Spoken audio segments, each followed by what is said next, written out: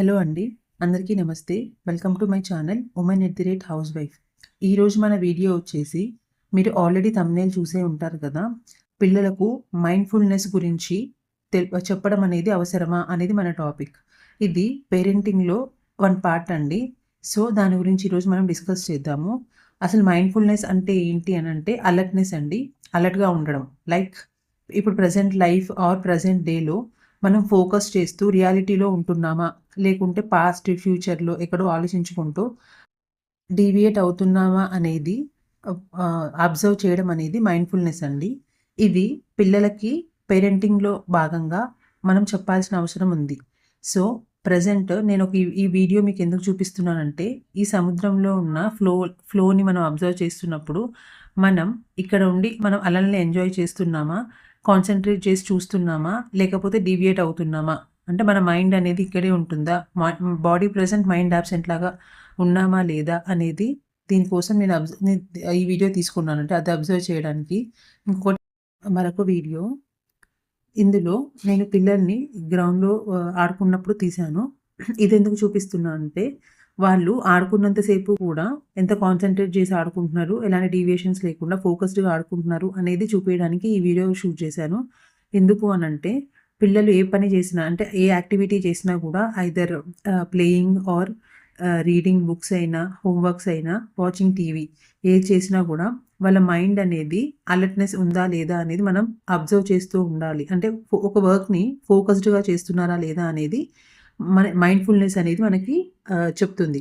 So, మనకి ఈ topic అనేది ఈ సబ్జెక్ట్ మైండ్‌ఫుల్‌నెస్ అనేది ఇప్పుడు స్లో దీన్ని ఒక సబ్జెక్ట్ లాగా టీచ్ చేస్తున్నారండి పిల్లలకి. బట్ యాస్ ఎ పేరెంట్స్‌గా మనం కూడా ఇంట్లో దీని గురించి చెప్పాల్సిన అవసరం అనేది ఉంది. యాక్చువల్‌గా మైండ్‌ఫుల్‌నెస్ అంటే ఒక మెడిటేషన్ టెక్నిక్ అండి. ఇది నార్మల్‌గా మెడిటేషన్‌లో మనం అబ్జర్వ్ చేస్తూ ఉంటాము. ఫర్ ఎగ్జాంపుల్ మనం దీని గురించి కొన్ని ఎగ్జాంపుల్స్ చూసినప్పుడు ఇందులో కొన్ని హ్యాబిట్స్ ఉంటాయి. అందులో self reflection, gratitude, journaling, reflect at night before bed అని కొన్ని హ్యాబిట్స్ అనేవి ఉంటాయి. అంటే సెల్ఫ్ రిఫ్లెక్షన్ అంటే మనం ఎప్పుడూ కూడా పక్కన వాళ్ళ గురించి అంటే వాళ్ళు ఏం చేస్తున్నారు, ఎలా చేస్తున్నారు అని జడ్జ్‌మెంట్ అనేది ఇవ్వకుండా, జడ్జ్ చేయకుండా మనం ఎంతవరకు చేసుకుంటున్నాము, మన మీద మనం ఫోకస్ ఎంతవరకు పెట్టుకుంటున్నాము అనేది మనం అబ్జర్వ్ చేస్తూ ఉండాలి. అంటే ఈరోజు నేను ఏం చేశాను, ఎలా చేశాను, ఏమైనా మిస్టేక్స్ చేశానా, దాన్ని రెక్టిఫై చేసుకోవాలా, ఇంకా ఇంప్రూవ్‌మెంట్ ఏమైనా చేసుకోవాలా అనేది ఈ సెల్ఫ్ రిఫ్లెక్షన్‌లో అనేది మనం అబ్జర్వ్ చేసుకోవాలి. నెక్స్ట్ గ్రాటిట్యూడ్ అండి. గ్రాటిట్యూడ్ మీన్స్ ఈరోజు మనం చేసిన దానికి అంటే అది వర్కే కావచ్చు, ఇంకేమైనా అదర్ ఇష్యూసే కావచ్చు, మనం ఇంట్లో పనే కావచ్చు, ఇంకేదైనా కూడా అంటే ఆహ్, ఎగ్జాంపుల్ ప్రిపరేషన్‌లో ఉన్న వాళ్ళైతే యాస్పిరెంట్స్ ప్రిపరేషన్ గురించి, హౌస్ వైఫ్స్ అయితే వర్క్ గురించి, వాళ్ళు డైలీ చేసే వర్క్ గురించి. అంటే మేము ఎంతవరకు చేస్తున్నాము అనేది అబ్జర్వ్ చేసుకోవాలి. అంటే గ్రాటిట్యూడ్ మీన్స్ అప్రిషియేషన్ ఇచ్చుకోవాలి. ఓకే. ఈరోజు నేను నా బెస్ట్ ఇచ్చాను. నా బెస్ట్ వరకు వర్క్ చేశాను. ఇంకేమైనా ఉంటే రేపు చేసుకుంటాను. ఇంప్రూవ్ చేసుకుంటాను అనేది మనకి మనం అప్రిషియేషన్ అనేది ఇచ్చుకోవాలి. అది మనకి ఒక బూస్టింగ్ లాగా, ఎంకరేజ్‌మెంట్ లాగా అనిపిస్తుంది.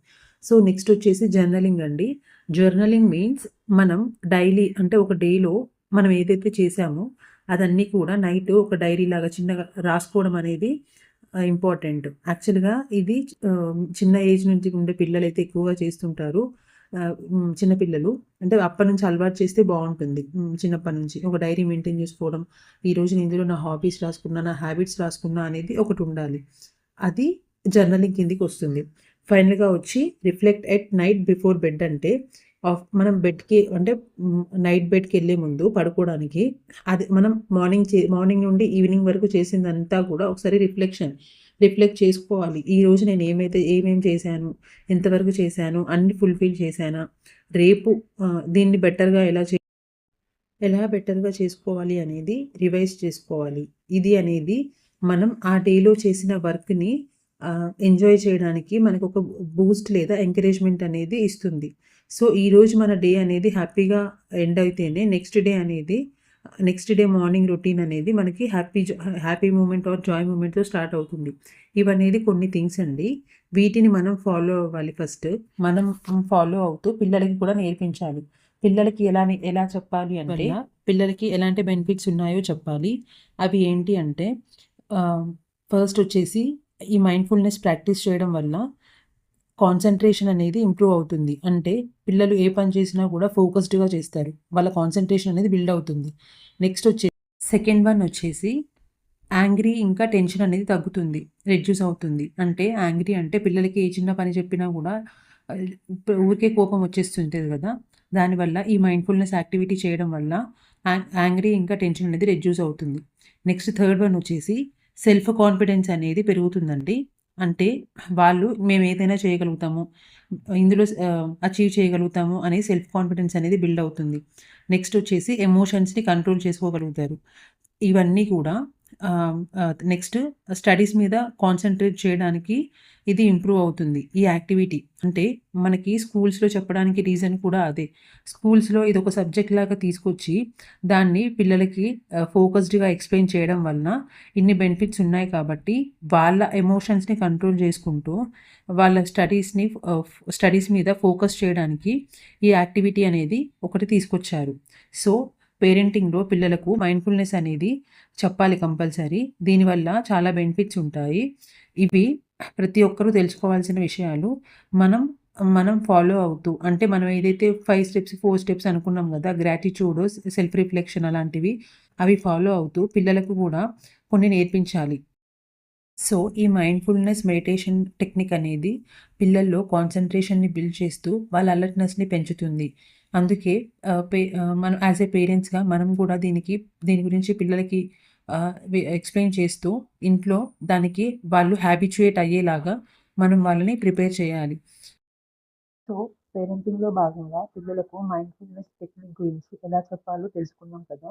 దీని ద్వారా పిల్లల్లో కాన్సంట్రేషన్ మరియు సెల్ఫ్ కాన్ఫిడెన్స్ అనేది బిల్డ్ అవుతుంది. సో, ఈ వీడియో ద్వారా ఇన్ఫర్మేటివ్ మ్యాటర్‌ని మీకు అందించాలనుకుంటున్నాను. మీకు ఈ వీడియో కొంచెమైనా యూజ్‌ఫుల్ అనిపించినా, అర్థమైనా కూడా సబ్స్క్రైబ్ చేసుకొని లైక్ చేయండి మన ఛానల్‌ని.